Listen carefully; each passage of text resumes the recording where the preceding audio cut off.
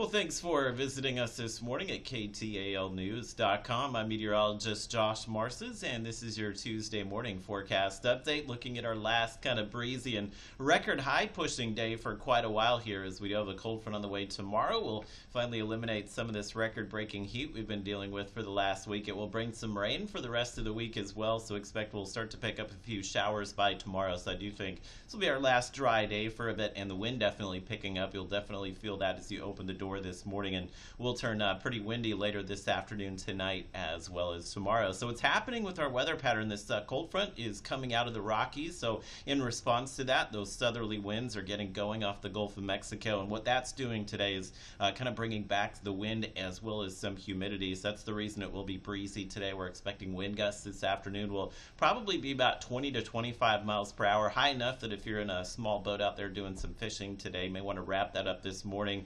May not be a lot of fun out on the waterways this afternoon, but our dew point, which has been in the 40s and 50s, and that's the reason we haven't felt humidity in the last few weeks, it's back in the 60s this morning, so that moisture is being drawn in off the Gulf of Mexico. It's the reason we've gone a month without rain. We just haven't felt the humidity. You'll feel some mugginess today, but that's okay. It will buy us some of that much needed rainfall in the upcoming days, and you can see the highs this afternoon. Not much of a change from yesterday. I do think most of us will be in the mid to upper 80s today. So our cold front, again, this area of low pressure just kind of plowing through the western United States. That will bring some of the ingredients late Wednesday, early Thursday to potentially see a few strong storms as well. Would say from about 6 p.m. to midnight here, the area in yellow, that would be Wednesday evening, Wednesday night, would be the areas that would probably see the highest risk of seeing severe weather as far as wind and hail. Tornadoes looking unlikely for us, but as those storms continue to push south of I-30 between Texarkana and Shreveport, that will be Thursday morning, basically between midnight and 6 a.m. And then after 6 a.m. on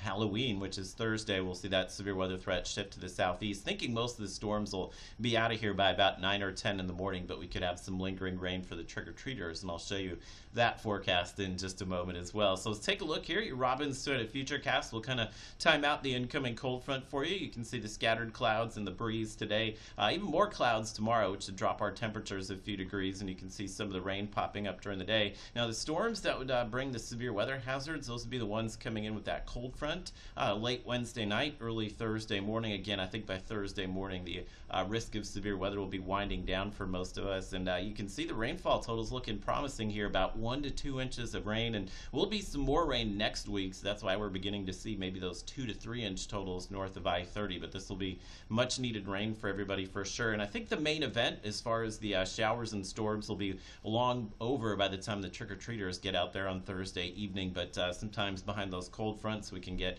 some of those lingering showers, and I do think we'll see a few of those. So not everybody will see rain, but be prepared to see maybe a few showers Thursday evening. Doesn't look to be heavy, but again, we can't discount maybe just some light rain late Thursday, but the heavier rain, the severe weather threat will be long gone by then. Don't anticipate we'll see any severe storms late this week and into the weekend, but we're going to keep those slight rain chances going into early next week as well.